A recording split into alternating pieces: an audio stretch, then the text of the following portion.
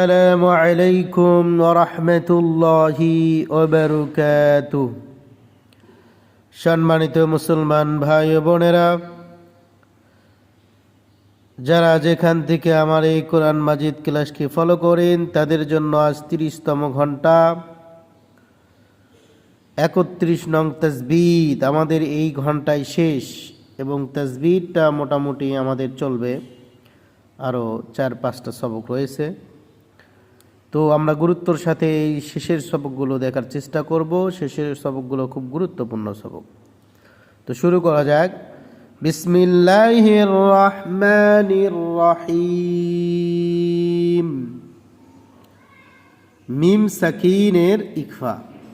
মিম সাকিনের বাম পাশে বা অক্ষর পাইলে মিম সাকিনকে গুন্নাহ করে পড়িতে হয়। গইন অক্ষরে অকফে গুফরন, গইন অক্ষর অকফে গুফরন, এইখানে দম ফেলিলে ছোট গুনাহ মাফ হয়।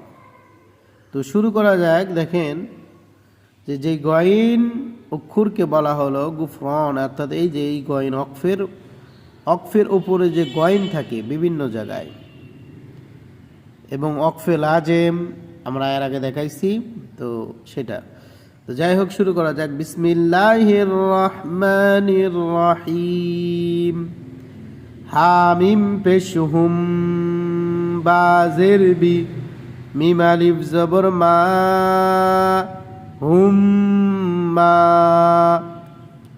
ওয়াও জবর ওয়া, মিম আলিফ জবর মা, ওয়া মা, হামিম পেশহুম, ওয়া মা হুম, বাজের বি, মিম হামজা পেশ মু, মিম জের মি, বিমু মি, নুনিয়া জের নি, নুন জবর না, বিমু মিনিনা।